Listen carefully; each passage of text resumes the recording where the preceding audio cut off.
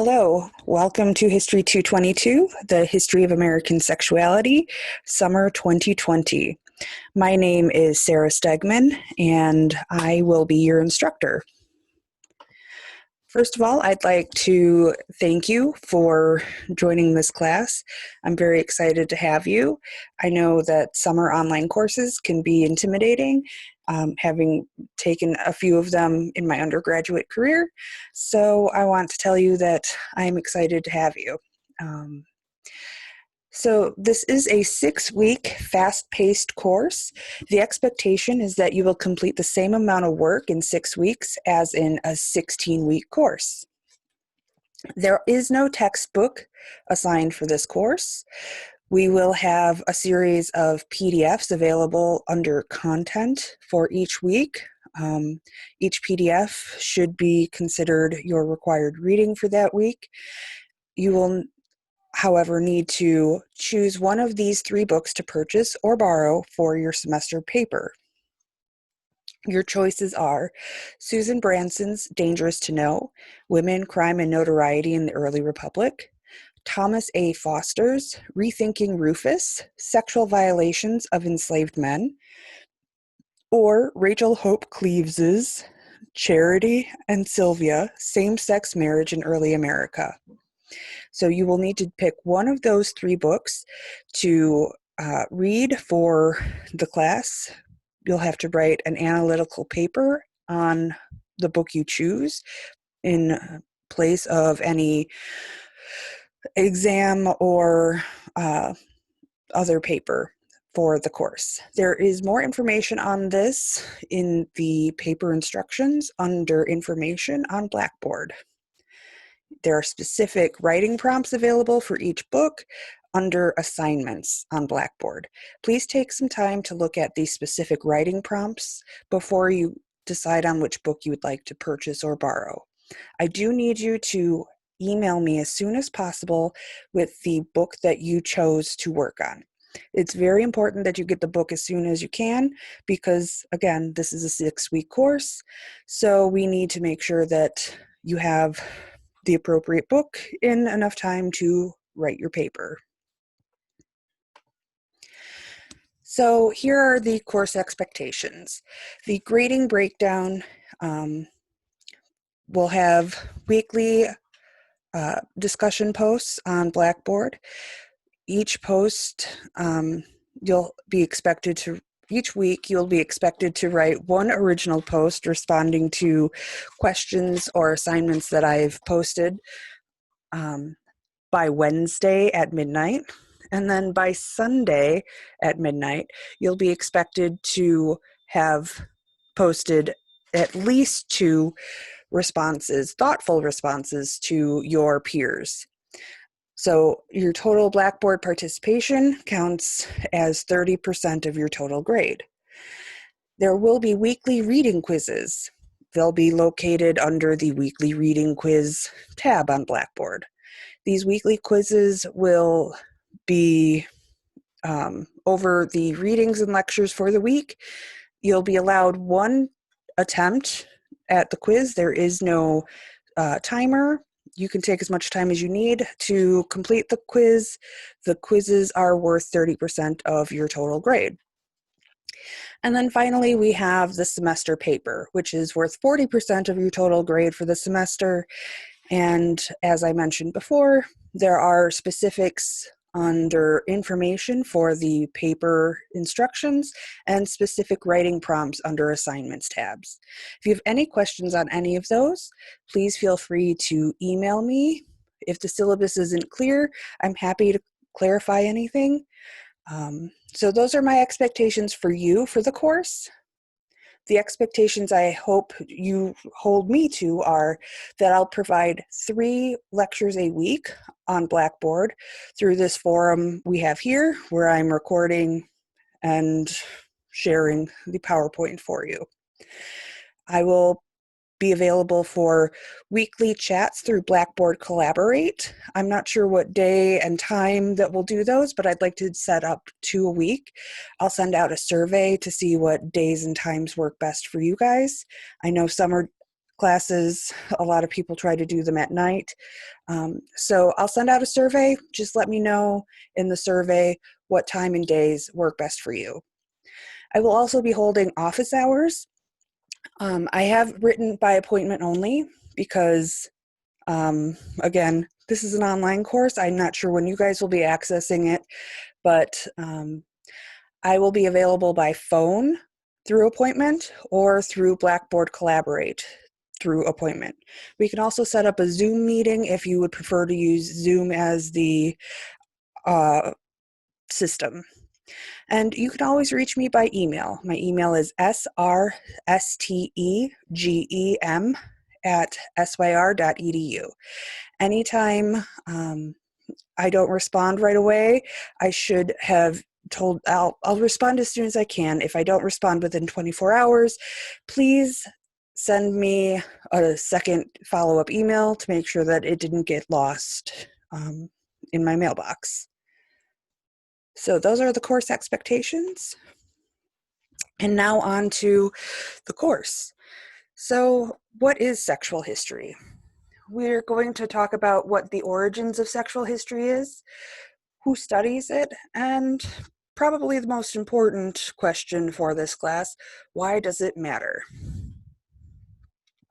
I'm not sure if any of you have taken a women and gender studies course or any sort of women's history course that looks at sexuality or gender or even women's history. But this topic, this field, sort of combines all of those. We're going to talk about LGBTQ history, we're going to talk about women's history, we're going to talk about sexual violence, gender roles, and there's going to be a lot of discussion about legal ramifications, legal changes that affect and have been affected by shifting ideas of gender and sexuality. So as a broad definition, the history of American sexuality is the study of how gender, sex, and sexuality has influenced and has been influenced throughout American history. So within the history of American sexuality, we're going to talk about three specific terms that are similar, but I need you to define as separate. The first one is gender. So gender refers to the social, cultural, and legal definitions of sexual identity and expectations. This would be the gender on your birth certificate or your driver's license. These are the legal definitions of your sexual identity. Gender also sets the expectations on how you will perform based on that gender in a sociocultural situation. Biological sex refers to the primary sexual organs a person has or is assigned. So these are your uterus and your penis, or whatever combination you have. So biological sex is not the same as gender. You can change your biological sex and you can change your gender. They're defined differently. Gender is the sexual or the legal and cultural identity. Biological sex is more what's coded in your body as you're developing as a fetus. And then finally, we have sexuality. A person's sexuality is how that person thinks, feels, and acts towards others. This could be considered orientation or attraction. So you can have asexuality, pansexuality, you can be homosexual, heterosexual, bisexual, any combination of those or more. This is really how you interact with the world and the people around you, what feelings or non-feelings you have around people of different genders or the same gender. So the history of sexuality really began to be formalized when medicine really began to look at sexuality as a function of a healthy human and healthy society. After World War I, there is what is considered the explosion of medical knowledge and scientific knowledge. After World War I, we see a lot of scientific breakthroughs. We see the development of radiation treatment. We see Sigmund Freud coming out with theories on how to help people with mental disorders. So this is when we see the growing movement to understand how the body, the brain, and also sexuality are defined and how they define us.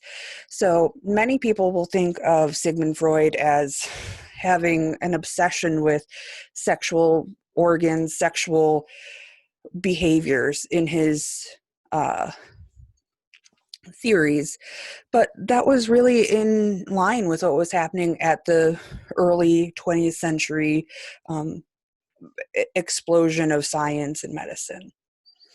We also see Americans really taking the idea of sexuality and sex as an integral part of a healthy relationship and a healthy human to another level. So the bottom image I have on the right-hand side is of Masters and Johnson. They're two famous doctors who in the 1960s started doing studies on both heterosexual and homosexual desires and feelings and activities. They're given a lot of credit for really ushering in a new era of sexual well-being and sexual knowledge, and even some might say sexual freedom, given that they released some of their most influential work right around the sexual revolution of the 1960s. We'll also need to consider the theoretical ideas behind sexuality. And perhaps the most famous person to do work on the history of sexuality is Michel Foucault, who wrote The History of Sexuality. Foucault was a French theorist who liked to focus on different forms of repression and control that society placed on individuals. You may have heard of other works such as Discipline and Punish, where he talks about the ways in which society controls itself. Well, the history of sexuality is similar. However, he looks at the ways that sexuality and thoughts about sexuality have shifted from before the Victorian era to after the Victorian era. So Foucault's main argument, and one that has become extremely popular, is that when the Victorian era emerged, people decided that sex and bodies were things to be ashamed of. So in this quote that I have, Foucault writes that at the beginning of the 17th century, a certain frankness was still common. Sexual practices had little need of secrecy. Words were said without undue reticence, and things were done without too much concealment. One had a tolerant familiarity with the illicit. So this is in reference to the ways in which people lived before the 1800s, 1700s. People lived in one-room houses, two-room houses if they were lucky. You shared a bed with your spouse and your children, and sometimes your servants or your neighbors, depending on where you were. And people saw animals procreating. People saw their neighbors and their families procreating. Sex and bodies were something that everyone was familiar with and didn't really give much thought to. It wasn't until the ideas of the Victorian modesty and domesticity I'm sorry, sort of evolved in the late 19th century, that we see this increasing resistance to relating to that function of life. Women are wearing high neck collars, ankles are covered, men are expected to be full of charity and grace and not talk about sex, much less expose bodies. So next, I feel like it's very important we talk about feminism and the intersectionality theory and how that impacts what we think of as the history of sexuality. And two of the most important scholars in what is considered second wave feminism and the work of intersectionality are Kimberly Crenshaw and Bell Hooks. So I've got this video of Kimberly Crenshaw. I'm going to play it, and we're going to hope that the audio works.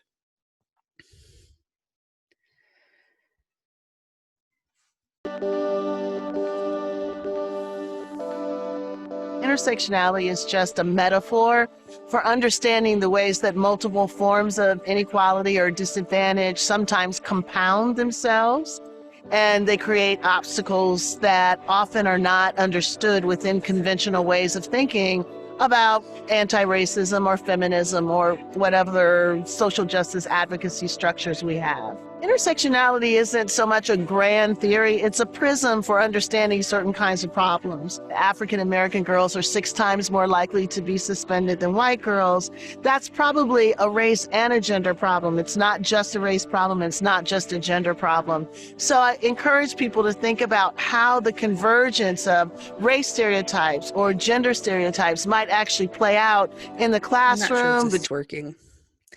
I will include the link to the video below. I'm sorry that we just spent 56 seconds watching Kimberly Crenshaw talk, but not hearing her. So to summarize what she's trying to explain is that intersectionality is really the ways in which different structures of power influence our lives. And one of the structures of power is gender. So the way in which the community, the law, and your neighbors see you give you an expectation of how you're supposed to behave. And we'll talk more about intersectionality, but it's really important to think about sort of the ways in which society influences our behavior when we're talking about many of these things. And then on the right-hand side, we have Bell Hooks. We'll be reading one of her pieces this week. It's on understanding patriarchy. I think you'll really enjoy reading her. It is a little bit more theoretical than a lot of the readings we'll be doing. So if you have any questions, feel free to let me know. But this is sort of where we're at currently, is we're just moving past these ideas of feminism as a way of viewing sexuality in history. So we can ask ourselves now, what is the point of studying the history of American sexuality? Well, I've tried to come up with 3 quick responses. The role of sex and sexuality in politics and education is still a divisive discussion. I'm not sure how familiar you are with the curriculum in the district where you graduated high school from, but many districts across the country have a variety of different sexual education curriculums. There are many places that teach abstinence only or refuse to teach about sexual education. There are many places that believe that any sort of education on sexual health and safety is crucial to having a successful student and adult who graduates into society. So this is something that's still being discussed. That's one example. Another reason is that female-bodied people, people of color, and trans bodies are still not guaranteed the right to decide what they can or will have done to their bodies in this country. There are suits in many states, North Carolina being one, about where trans people can use the bathroom. And this is one of the things that, by educating ourselves and each other about the history of American sexuality, we can hopefully produce change or informed discussion, at least, about these rights. Abortion rights are another issue that we talk about when we talk about the right to your own body. And finally, the protection of rights. Equal pay is one example. These are divided based on gender and sexuality. While it's illegal to be fired because of your gender or your sexual identity, you can still be sort of taxed by society and employers in many ways, because the protection of your rights needs to be supported and enforced. And the only way of making sure that happens is by, again, bringing educated discussions to the forefront. So what this means is that for week 1 in Blackboard, we will have an assignment where you need to find a current article relating to a historical struggle over gender, sexuality, or representation from a verified news source. So any article that you can find that has an author listed and a date of publication is usually a good indication that it is a reputable news source. It can be on any topic as long as it's a current article within the last 2 years, we'll say, dealing with something that you feel fits into this course. What I would like you to do then is write a minimum of 200 words, explain why you chose this article and why you would like to see it connect to the themes and discussions in this course.